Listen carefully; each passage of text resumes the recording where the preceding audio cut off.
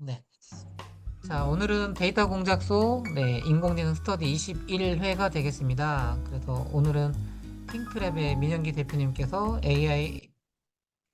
AI를 만난 로봇, 이거 못하네요. AI를 만난 로봇인데, 네, 민영기 대표님 제가 잠깐 소개하면 그 공학 박사님이시고요. 제어 계측 공학 이걸 전공하셨고, 그다음에 한국 로봇학회 이사님 하시고 계시고요. 여기 나와 있는 것처럼 핑크랩 대표님 맡고 계시고, 그다음에 패스트 캠퍼스 이제 이름이 이제 최근에 바뀌었습니다.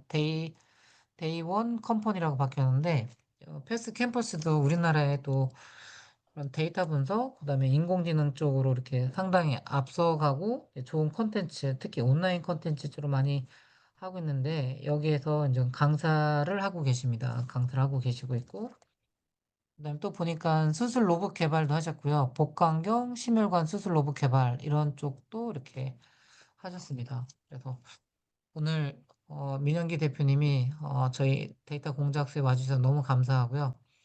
한 번도 이게 로봇 관련해서 이렇게 저희가 해보지 못했는데 오늘 민영기 대표님을 통해서 이 AI가 어떻게 로봇을 만나는지 멋진 이야기를 들어보도록 하겠습니다. 그럼 뜨거운 박수로 청해 듣겠습니다. 감사합니다. 데이터 공작소 인공지능 스터디 21회 AI와 만난 로봇, AI와 만나야 할 로봇 주제로 발표할 핑크랩 민영기 대표를 소개합니다.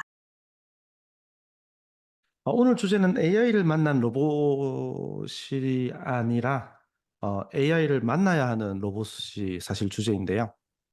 이제 우리가 아는 로봇 이야기 조금 하고, 그다음에 왜 아직도 AI를 잘 못 만난 건지에 대한 이야기도 조금 하고, 그리고 이렇게 소중한 시간인데 자기소개 시간도 조금 빠지면 안 될 것 같아서 맨 마지막에 혹시 시간 남으면 살짝 더 디테일하게 소개하고 스몰 토크하고 마치면 되지 않을까 싶습니다. 어, 이 모임의 성격을 제가 잘 몰라서 사실 그 고민을 되게 많이 했거든요. 네, 그래서 그냥 스몰 토크라고 생각해 주시면 너무 좋을 것 같습니다. 깊이 있는 얘기 하나도 없고요. 영상과 그림들 뿐입니다.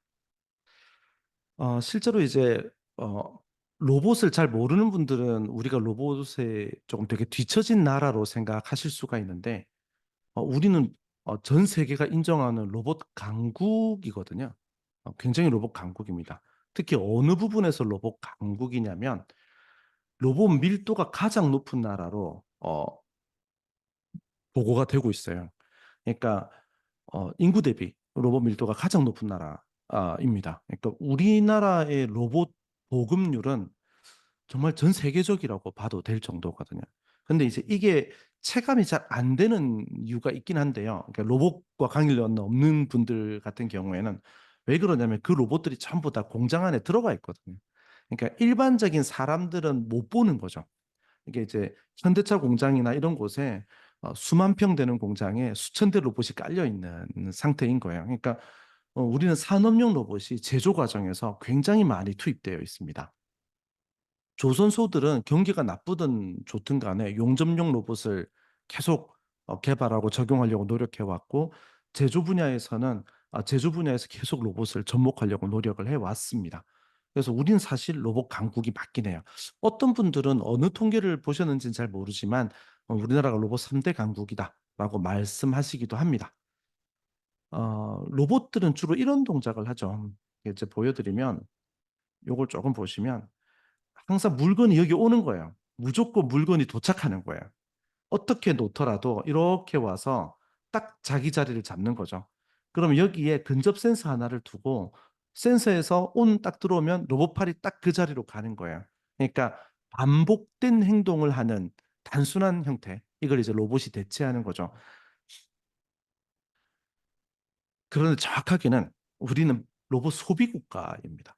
그러니까 로봇을 우리나라가 만들어서 적용하거나 수출하는 회사는 나라라기보다는 로봇을 사와서 우리 제조 공정에 집어넣는 형태인 거죠. 그러니까 우리는 로봇 밀도가 가장 높은 제1의 로봇 소비 국가인 거죠.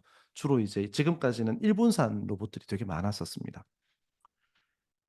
만약에 딥러닝이 아까 같은 상태에서 딥러닝이 접목되면 이게 돼요. 이게 뭐냐면 지금 보시면 네. 제가 다시 보여드릴게요. 여기에서 이 물건을 친단 말이에요, 얘가. 아유, 죄송해요. 저걸 집을 때 옆에 있는 물건을 탁 쳐요. 예, 그래서 이 위치가 이동됐죠. 그러니까 아까처럼 정해진 장소에 도착하는 게 아닌 거예요. 이게 이제 딥러닝을 만나면 이루어지는 행동이죠. 저 작은 행동조차도. 예를 들면 요거 하나 보여드리고 싶었어요. 이미 보신 분들 많으실 텐데 앞에 한 1분만 볼 거예요. 저는 커피 한 모금 하고요.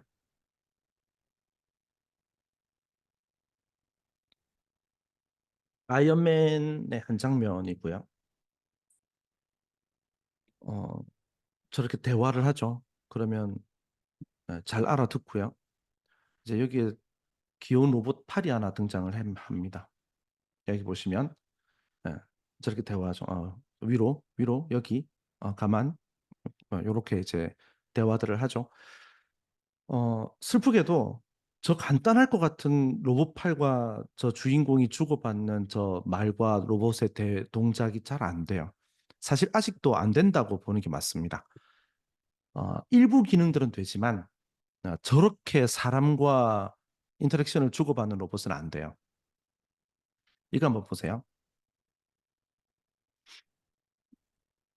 지금 뒤에 로봇팔이 있거든요. 네. 방금 저 장면에서 로봇이 가져야 될 제일 기초 기능이 뭘까? 요건 이제 직접 만들어 보려고 노력하면 알 수 있는데 슬프게도 카메라예요. 이게 보시면 움직일 때 카메라가 이렇게 막 흔들리거든요. 카메라 이렇게 흔들려가지고 제대로 따라가지 못하는 경우가 허다합니다. 그래서 대체로 로봇들을 보시면 글로벌 카메라가 있어요. 그러니까 로봇 바깥에 카메라가 있는 거죠. 대체로. 그러다 보니까 방금 전에 이건 잘 돼요. 요건 카메라가 글로벌로 있거든요. 그래서 옆에 있는 물건을 잡을 때 다음 물건을 치더라도 글로벌 카메라가 그걸 인식을 하는 거죠. 근데 이 장면에서는 안 되는 게 따라가질 못해요. 그런 경우가 많아요. 그러니까 카메라가 움직이면서 피사체를 놓치거나 카메라가 흔들리면서 이제 프레임을 놓치거나 하는 경우가 허다하죠. 이제 딥러닝 인식률이 떨어지거나 하는 일들이 많아요. 그리고 또 하나는 로봇은 사람의 말을 잘 못 알아들어요. 이게 되게 큰데 지금 이 로봇이 구동되는 소프트웨어에게 주는 지령, 이 지령은 문법에서 하나라도 어긋나면 에러가 나거든요. 근데 사람의 말은 좀 틀려도 괜찮잖아요. 조사 조금 틀리고 뭐 이런 우리끼리 주고받는 거 상관없고 챗GPT 같은 걸로 주고받는 것도 상관이 없죠. 그런데 로봇한테 이 말을 이렇게 전달하니까 매우 부정확합니다. 예를 들면 여기 말고라는 말도 로봇한테 지령으로 주기 애매하고 이 위에도 얼마나 이게 안 들어가 주면 로봇이 이해하기 어려운 거죠. 제가 자주 하는 말인데 사실 지금 나와 있는 로봇은 뭐가 제일 문제냐면 애가 눈치가 없어요. 그러니까 사람이 이해하는 말을 우리는 눈치껏 알잖아요. 이거저거 대명사 막 난무해도 대화의 흐름에서 우리는 파악을 하죠. 근데 로봇은 그러지 못해요. 그게 이제 어, 이 영화에 나오는 아주 단순한 로봇팔 모양을 띠고 있고 그냥 들고 있는 거라고는 요 정도 장비 하나 들고 있을 뿐인데 잘 안 되는 문제가 있습니다.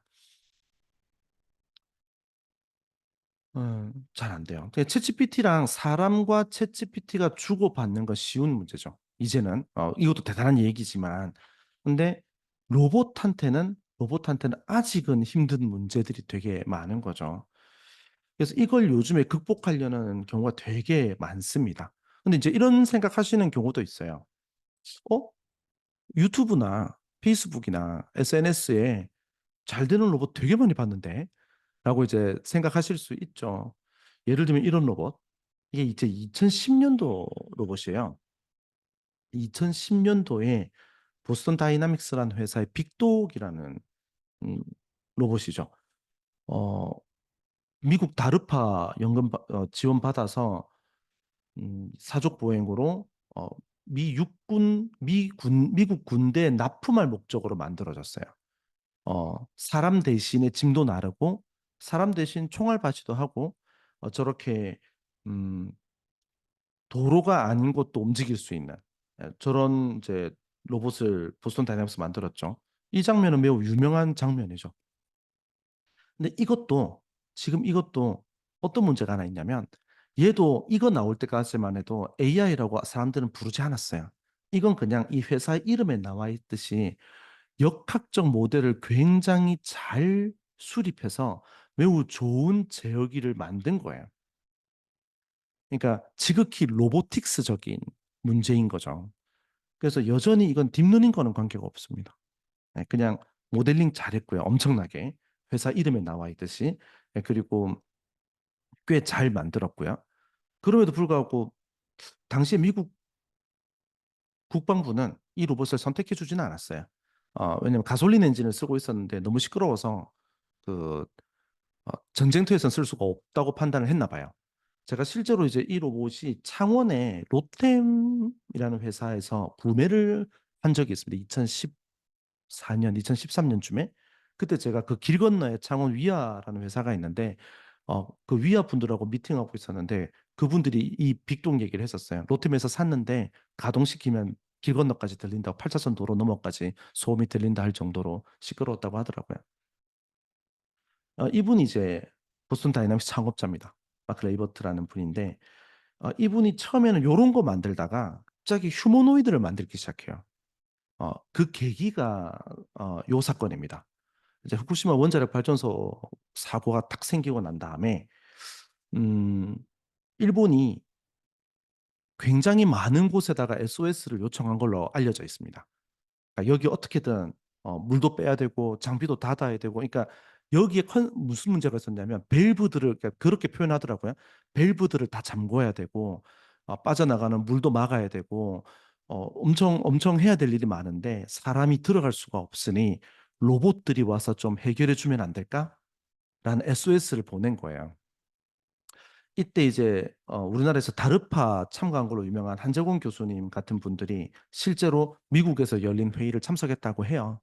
그런데 어, 이때 이 보스턴 다이나믹스의 방금 전 그 창업자가 실제로 자기 회사의 로봇을 보냅니다. 여기로. 근데 근처도 못 가고 녹았어요. 근처도 못 가고 뭐 방사능 때문에 아무것도 못 한 거죠. 들리는 말에는 이건 이제 사실은 확인이 안 됐습니다. 그냥 들리는 말에 이때 이 보스턴 다이나믹스 창업자가 엄청 절망했다고 해요. 그러니까 평생 동안 로봇 연구했는데 저 인류적 저런 재앙에 아무 도움도 안 되다니 뭐 이런 걸로 엄청 어 뭐 실망했다 뭐 이런 얘기들을 하더라고요. 그래서 실제로 그 다음에 만들어진 것이 로보틱스 챌린지 다르파 로보틱스 챌린지입니다. 이게 2012년부터 만들어 시작했거든요. 이게 시작된 이유가 일본의 원자력 발전소 사고를 보고 만들어진 거예요. 어떻게든 저 재난을 극복해보자라는 취지로 만들어진 거죠. 그래서 여기에는 매우 엄청난 조건들이 붙어 있습니다. 뭐가 붙어 있냐면 통신 레이턴시, 인터넷 레이턴시가 엄청 떨어져요. 그리고 로봇은 그러니까 이거요. 이게 여기가 사고 지점이면 몇 킬로 반경, 몇 수 킬로미터 밖에서부터 로봇이 시작해야 되는 거예요. 여기에서 로봇이 걸어서 갈 수는 없으니까 로봇이 자동차를 운전해서 가야 됩니다. 그러니까 이게 개념이 그게 아니라 자율주행 차가 아니라 그냥 일반 차를 로봇이 운전해서 들어가야 돼요. 로봇이 운전해서 들어가서 내려서 밸브를 잠그고 무너진 벽을 통과해서 사다리를 오르고 뭐 이런 미션들이 있습니다. 그래서 그걸 다 이수해야 되는 게 이 다르파 챌린지였어요. 한번 보시죠. 예, 차를 타고 오고요. 지금 20배속이에요. 20배속. 그래서 운전해서 내리고요. 이게 이제 우리나라 카이스트 오존호 교수님 팀이 만든 휴보라는 로봇입니다. 그리고 무릎을 꿇고 네, 저 운전을 해서 자율주행 같은 느낌으로 가서 네, 문도 열고요. 그리고 저 가스 밸브예요. 네, 가스 밸브를 잠그고요. 요런 일들을 하도록 했죠. 그리고 이제 도구를 들고, 왜냐하면 로봇이 모든 도구를 들고 갈 수 없으니 사람이 쓰는 도구를 로봇도 쓰도록 한 거죠. 그래서 도구를 들고 실패했어요. 그래서 다시 도구를 들고 그 다음에 뭘 뚫어야 돼요. 태극기 보이네요. 저렇게 뚫고. 그러니까 저 미션들이 대부분 다 일본 후쿠시마 발전소 사고를 바탕으로 해서 만들어진 시나리오인 거죠. 저 대회에 전 세계에서 내노라하는 로보틱스 엔지니어들이 팀으로 참가를 합니다. 어, 뭐 그냥 농담 좀 섞어서 로보틱스 전공하는 사람들이 쓰는 교과서의 저자들은 다 왔다. 이런 표현을 할 정도로 다 모여 있었다고 해요. 여기 이제 우리나라에도 카이스트 오준호 교수님 팀과 레인보우 로보틱스 카이스트 연합이죠. 그리고 이제 한양대 한정훈 교수님 팀 로보티즈 회사에서 우리나라에서 두 팀 참가했었고요. 좋은 성적도 거뒀죠. 오준호 교수님 팀이 이제 이때 최우수를 했었죠. 25년도에. 그런데 저건 이제 20배속의 최우수 로봇 얘기고요. 실제로 로봇들은 대체로 이랬습니다. 넘어지고요. 못 일어나고요. 그냥 아무 이유 없이 넘어지고요. 그냥 넘어지고요. 네. 그러니까 저거 관람하러 간 분들은 정말 지루했던 거죠. 출발도 못하고 다들 넘어지니까 저렇게. 너무 자연스럽게 넘어지고. 왜 저러는지 모르는데 넘어지고요. 이런 일들이 대부분의 로봇들은 다 이랬어요. 완주하는 팀을 찾기 어려웠다 할 정도죠. 저렇게 넘어지고요. 저렇게 넘어지면 잘못 넘어지면 이제 수백만 원이에요. 잘못 넘어지면 부품 교체해야 되기 때문에. 근데 저 다르파 영상이 SNS에 굉장히 잘 돌거든요. 많이 도는데 실제로 다르파의 로봇들은 완전 자율주행이 아니었어요. 제가 그냥 시간도 없기도 해서 구글 제미나이한테 요약을 시켰는데요. 어, 원격 조정 100% 혹은 어, 상태 변환 지령은 사람이 내리는 거예요. 그러니까 예를 들면 걸어, 문까지 걸어, 차에서 내려. 뭐 요런 지령들은 사람이 내리는 것. 그게 이제 반자율이라고 운영자 요쪽 부분이고요. 휴보는 정말 엄청난 실력을 가진 대학원생이 원격 조정했습니다. 레이턴시가 2초 가까이 되는 로봇인데 일부러 그렇게 잡아놓은 거죠. 그러니까 이때는 로봇의 자율주행이 주 관점이 아니었습니다. 어떻게든 재난을 극복하는 게 좀 관점이기도 했죠. 근데 또 하나는 2015년 시절이면 딥러닝에 좀 관심 있는 분들은 아시겠지만 그때쯤이면 겨우 욜로 뭐 나올 때고 이제 막 자연어 처리라는 것은 형태소 분석 정도 하던 고럴 때 정도 기술이었죠. 딥러닝 쪽에서는. 그래서 애초부터 지금 우리가 흔히들 말하는 AI라고 부르면 요즘에는 딱 LMM 느낌 나고 막 VLM 느낌 나고 이러잖아요. 그런 느낌들이 달라붙지 못했던 거죠. 근데 이제 로봇에서 또 하나 중요한 게 있습니다. 그거랑 관계없이 로봇은 상태의 전환을 되게 못해요. 이게 무슨 얘기냐면 요거 한번 볼게요. 요거는 이제 보스턴 다이나믹스의 엔지니어가 직접 나와서 어, 강화 학습에 대한 설명을 하는 부분입니다. 저건 이제 보스턴 다이나믹스의 스팟이라는 로봇이고요. 주로 현대차의 공식적인 행사장에 가면 저 로봇이 이제 상장 들고 왔다 갔다 하죠. 입에 물고. 근데 여기서 하고 있는 말 중에서 요 부분이 있습니다. 자, 보시면 일반 도로 주행하는 모습. 그다음에 요거는 이제 아틀라스죠. 휴머노이드. 아틀라스가 평지를 뛰는 모습. 그다음에 또 있습니다. 근데 요를 잃은 부분이죠. 그러니까 요런 부분에서 원래는 뭐가 안 됐냐면 평지와 험지를 걷는 방법이 달라져야 되는데 평지와 험지 사이의 스위치는 사람이 해줘야 되는 거예요. 평지 모드, 이제 험지 모드 이렇게 계단도 만약에 딱 로봇이 애초부터 학습을 했던 그런 등 모델의 같은 간격에 옆에서 보면 이렇게 같은 간격에 같은 높이의 계단이면 사전에 학습돼 있으면 그대로 올라가면 되지만 나선형 계단이라든지 이러면 미리 사전에 다르게 학습을 시켜서 그런 계단 모드다라고 모드를 체인지해야 되는 거예요. 그러니까 자동차를 운전할 때 스포츠 모드, 에코 모드 뭐 이렇게 변환하듯이 그거보다는 좀 더 심하긴 하지만 그래서 로봇은 상태를 스스로 전환시키는데 어려움이 있습니다. 그건 인지 능력의 문제인 거죠. 어 이게 현재까지도 약간 극복되지 않은 부분들이 있어요. 그래서 보스턴 다이나믹스의 이 엔지니어가 설명하고 있는 건 뭐냐면 그걸 강화학습으로 전통적인 모델 기반 제어 기법과 함께 강화학습으로 융합하고 있다라고 설명을 하고 있는 장면입니다. 그래서 이제 잘 못 가기도 하지만 계속 훈련시켜서 잘 보냈다. 계단도 저렇게 평지와 계단도 서로 다른 모습이어야 되고 미끄러운 곳도 다른 모드로 움직여야 하지만 우리는 잘하고 있다. 뭐 이런 얘기를 하고 있는 거죠. 강화학습 통해서. 아마 보스턴 다이나믹스뿐만 아니라 어느 순간 잘 걷는 로봇들이 나오면서부터 이런 모습들이 보이기 시작합니다. 아까도 말씀드렸지만 로봇은 눈치가 없어요. 어 아마 서빙 로봇들 다들 레스토랑에서 보셨을 거예요. 서빙 로봇은 어 로봇이 이렇게 있으면 그래도 귀엽게 로봇이 이렇게 있으면 천장에 마커가 붙어 있어요. 대부분은 마커 슬램을 하니까. 그럼 카메라로 요 마커를 보고 자기 위치를 추정을 하거든요. 그러고 난 다음에 얘는 마커에서 인식된 위치에서만 딱 움직입니다. 정해진 위치만 움직이고 정해진 곳에서만 딱 쓰는 거죠. 예. 여기에서 벗어나지 않아요. 그러니까 누군가가 우리가 실제 이게 사람이라면 만약에 우린 보통 이렇게 하잖아요. "여기요." 하고 부르잖아요. 근데 로봇이 결정적으로 안 되는 게 그걸 못 알아들어요. 자기를 부르는지를 잘 몰라요. 그것도 꽤 큰 문제입니다. 그러니까 현재 로봇은 기능을 기능을 구현하는 단계예요, 현재 로봇은. 그러니까 걷는 거 잘하기, 박스 짚기, 음 일반적이지 않은 길 걷기, 어 딥러닝으로 인식한 상태에서 사람 따라다니기, 뭐 자율주행도 도로 따라다니기 요런 것들을 꽤 잘하죠. 하지만, 하지만 아직 상태 전환은 좀 힘들어합니다. 어 그게 로봇 인지 능력에서 남아 있는 부분인 것 같아요.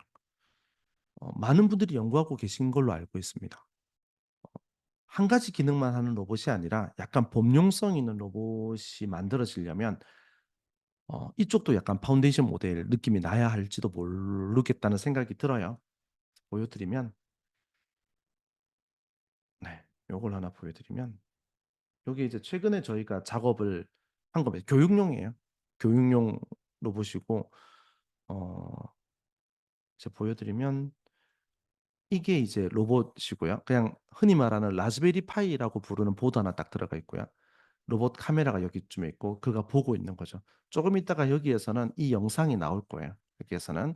그리고 얘가 마이크가 없어서 그냥 옆 노트북 인근 노트북에서 타이핑으로 이제 채팅을 주고받고 있는 모습이죠. 네, 카메라에서 본 걸 이제 설명하라는 거죠. 예, 그러면 물체가 보인다. 그러니까 내가 몇 개냐고 물었기 때문에 저렇게 대답을 하는 거죠. 또 그럼 굳이 또 물어야 돼요. 예, 색상은? 하고 물으면 저렇게 또 대답이 옵니다. 여기서 이제 중요한 건 행동이죠. "가까이 가라."라고 시킵니다. 그러면 할 때마다 조금 다르긴 한데 가려고 노력해요. 안 보일 때까지 가는 거죠. 그리고 "조금 뒤로 빠져라." 이러면 또 살짝 빠지는 요 정도가 저희 정도 되는 규모의 회사가 도전했을 때 되는 수준입니다. 이 정도가. 여기에 이제 저희가 최근에 이제 아까 오프닝 하기 직전에 대화 나눴던 것처럼 LMM 붙이는 작업을 휴머노이드랑 작업하는 부분들 이제 계획하고 있고요. 그다음에 로봇 팔 붙여 가지고 이제 로봇 팔 가지고 또 어떻게 할 건지 주행 로봇에서. 그럼 방금 제가 꿈꾸는 게 주로 이런 거예요. 아까 얘기했지만 뭐 "어? 내 휴대폰 어딨지?" 라고 말하면 얘가 요렇게 한번 돌아서 판단해 보는 거죠. "안 보여요." 그러면 "더 찾아봐." 그러면 더 넓게 돌아보는 거죠. 이렇게 요렇게 만드는 기능 만들어 보려고 지금 노력 중인데 재밌게 잘 되고 있습니다. 단지 이제 우리 뜻대로만 움직이지 않아서 그게 쪼끔 문제지 지금은 괜찮아요. 어 저희가 1월 내년 1 월에 이제 로스라는 이제 로봇 음, 아키텍처가 있습니다. 이 로스에서 하는 컨퍼런스라고 부르는 로스콘이라는 게 있는데 한국에서 로스콘이 이제 처음 열려요. 그때 이제 저희 핑크랩이 이 로스콘 행사를 이제 주최하게 됩니다. 미국의 로스 운영 개발하고 운영하는 기관의 이제 라이센스를 받아서 그때 이제 방금 말씀드린 걸 전시하려고 해요. 그 목표로 이제 열심히 하고 있는 중이죠. 요 기능들을 탑재를 하고도 로봇은 여전히 한계가 많이 있긴 합니다. 여전히 로봇은 사람과 함께 움직이기엔 좀 무리가 있죠. 그 얘기들은 자료는 다 만들지 못했지만 혹시 우리랑 저한테 스몰 토크 할 때 또 기회가 되면 아직도 로봇이 확대되지 못하는 여러 사소한 문제들을 이야기 드릴 수 있을 것 같아요. 그리고 간단하게 이제 AI를 만나야 하는 로봇에서 로봇의 한계 이야기를 조금 드렸고요. 그다음에 저희 회사 얘기 잠시 드리면서 또 로봇 이야기 할 거예요. 자료를 일목요연하게 만들지 못해서 자료 두 개를 건너가야 합니다.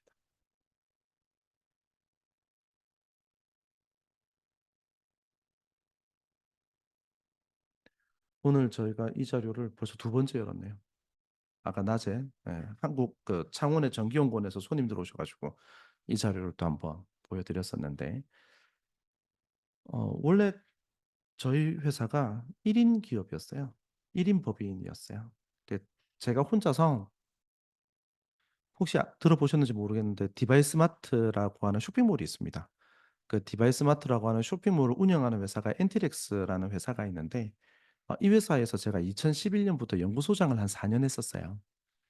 그리고 난 다음에 이제 복강경 수술용 로봇 회사를 갔죠.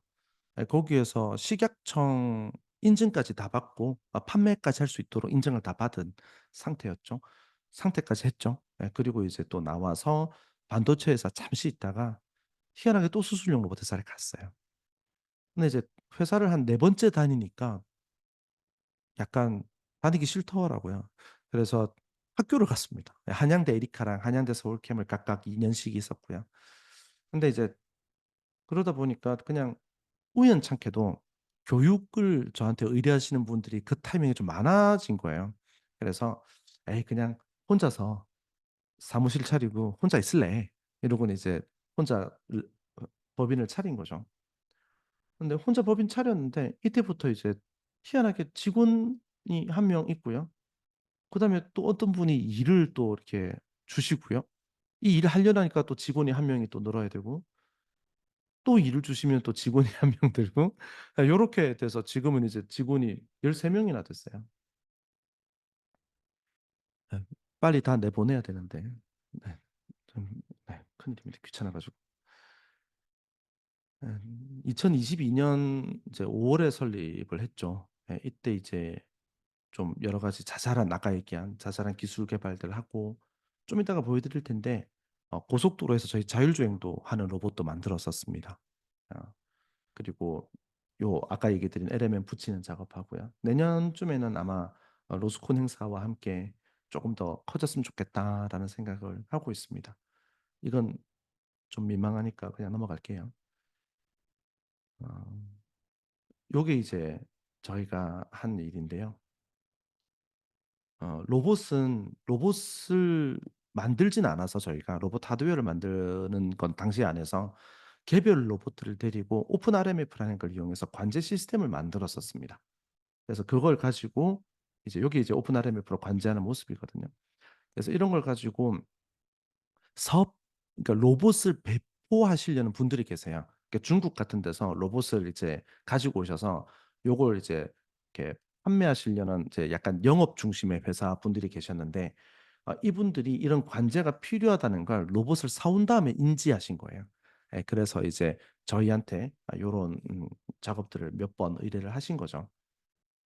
그리고 요거는 이제 아까 말씀드린 대로 고속도로 자율주행하는 모습입니다. 이때는 저희가 한국도로공사에서 허락을 받아서 실제로 고속도로에서 7km 정도 되는 구간을 자율주행을 한 최초의 회사라고 저는 알고 있습니다. 그러니까 실제 고속도로에서 로봇으로. 네, 옆에 뭐 차들 달리고 있잖아요. 참 이제 재밌게 잘했죠. 이렇게 라벨링하고 이제 달리자 했는데 계절이 바뀌어서 다시 라벨링하고 이제 달려보자 그랬는데 또 눈이 와서 다시 라벨링하고 뭐 그러면서 이제 1년 내도록 라벨링만 한 기억밖에 안 나긴 하지만 여러 제어 기술들을 융합시켜서 열심히 했었죠. 요건 이제 되게 큰 회사에서 이제 자기들이 잡아야 될 로봇으로 잡아야 될 물체가 약간 비정형적이었어요. 그러니까 이게 펠렛이라고 부르는 게 들어가 있는데 이게 로봇팔로 잡을 때마다 모양이 바뀌는 거예요. 그래서 이제 요거를 어떻게든 잘 잡아서 어, 짧은 거리긴 하지만 반복으로 왔다 갔다 왔다 갔다 왔다 갔다 하는 로봇을 의뢰를 하신 거죠. 저희는 하드웨어 제조는 하지 않았어서 이제 로봇 두 개, 로봇팔과 주행 로봇은 중국에서 구매를 했고 그 안에 들어가는 소프트웨어와 관제 시스템을 만들었었죠. 요건 시뮬레이터 카를라랑 오토웨어라고 하는 자율주행용 시뮬레이터인데 요거 가지고 작업한 적도 있고요. 요건 이제 저희 첫 프로젝트예요. 첫 프로젝트인데 두 장인데 이게 이제 뭐였냐면 제가 1인 기업을 1인 기업 1인 법인에서 어, 머무르지 못했던 이유가 이것 때문입니다. 당시 이제 우리나라에서 사업하시던 매출이 한 1,000억 정도 되시는 회사 대표님이셨는데 자기 아이템이 별로라고 생각하신 거예요. 그래서 이제 미래 먹거리를 찾으시다가 캐디봇을 만들고 싶어 하신 거죠. 그래서 여기 보면 이제 홀 안에서는 사람을 따라가는 일을 하는 거고요. 그다음에 홀과 홀 사이에서는 자율주행을 이렇게 하는 거죠. 세그멘테이션 시켜가지고. 근데 이제 이 로봇이 해야 될 덕목이 좀 있습니다. 뭐가 있냐면 이 로봇은 절대로 남의 공을 밟으면 안 되고 그다음에 해저드나 벙커는 피해가야 되고요. 그래서 딥러닝 모델이 놀랍게도 동시간에 같은 시간 타이밍에 딥러닝 모델 자체가 욜로 자체가 한 두세 개는 돌아야 되는 거예요. 그래서 생각보다 컴퓨팅 파워가 많이 필요하게 된 거죠. 어 이것도 이제 경량화 그러니까 왜냐하면 매출 원가를 그러니까 제조 원가를 낮추셔야 되니까 엄청 고생해서 만들었던 프로토타입입니다. 한국에서는 오픈하실 생각이 없으셨던 것 같고요. 회사는 이제 미국에 지사를 내고 미국에서 이제 팀을 구성해서 움직이시려고 한다라는 것까지 제가 전해 들었습니다. 이 로봇이 가지고 있던 또 하나의 덕목은 오잘공이라고 오늘 제일 잘 친 공을 녹화해서 이제 유저에게 제공하는 기능도 포함되어 있었습니다. 당시 이제 연구하던 연구원들이 유튜브에서 그 골프 플레이어들 영상 받아서 초반에 이제 딥러닝으로 작업했었거든요. 항상 여자 골퍼만 대상으로 하더라고요. 왜 그러는지는 잘 모르겠어요. 아무튼 그래서 남아있는 제 사진도 여자 골퍼 사진밖에 없습니다. 요거는 이제 구미의 직업혁신센터에서 그 택배 박스 정리하는 로봇에 달려있는 3D 카메라로 가장 높은 택배 박스 그걸 이제 알려주는 알고리즘 간단한 거 개발 의뢰와 받아서 개발했던 적이 있죠. 저희는 주로 이런 로봇과 딥러닝 결합된 개발 되게 많이 해요. 근데 또 합니다. 저희 또 뭐도 하냐면 어, 로봇은 아니지만 베트남 분들이 한국어를 공부하는 앱이 있는데 여기에 한국어 발음을 교정하는 그러니까 뭐 이런 거죠. 세 번째 음절은 조금 높게 말하세요. 뭐 요런 거 하는 앱도 한번 만들어 드린 적이 앱을 만들잖아요. 저희 앱에 들어가는 그 기능을 만든 적이 있고요. 그다음에 요건 어떤 거냐면 영상을 검색하고 싶은 거예요. 근데 어떤 검색을 하고 싶은 거냐면 노을이 지던 장면인데 바닷가였고 근데 그때 총소리가 들리고 비명 소리가 막 들리던 장면을 찾아줘 인 거예요. 소리를 분류하는 엔진을 만들어 달라고 하셔서 또 만들어 봤죠.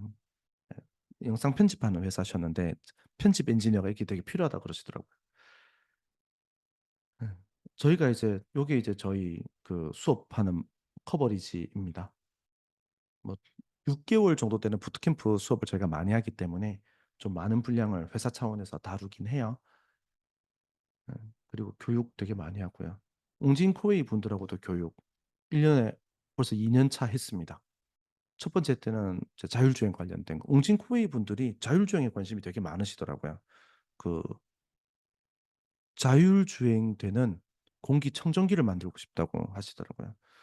예, 그리고 이제 XYZ라는 커피 무인 카페 회사와도 저희가 교육을 몇 번 했고요.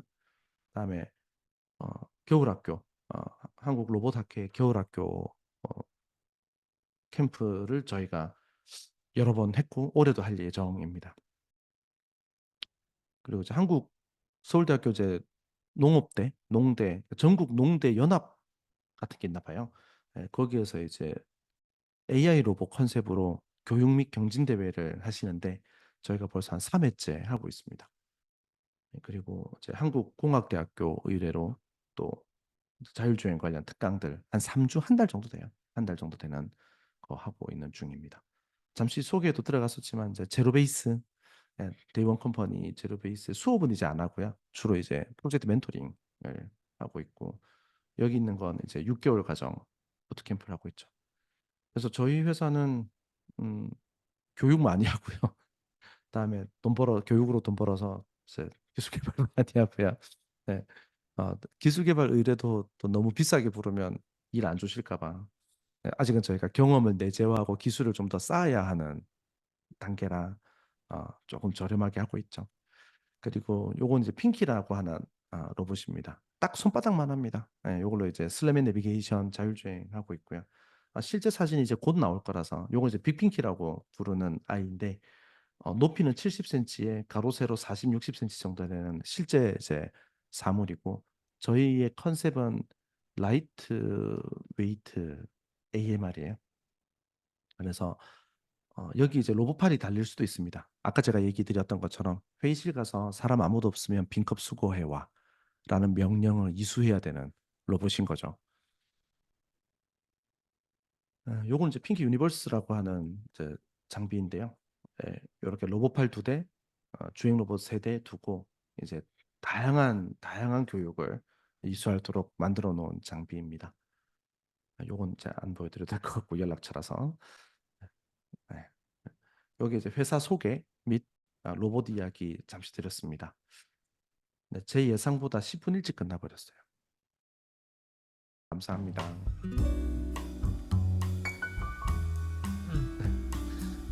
네, 민영기 대표님 감사합니다.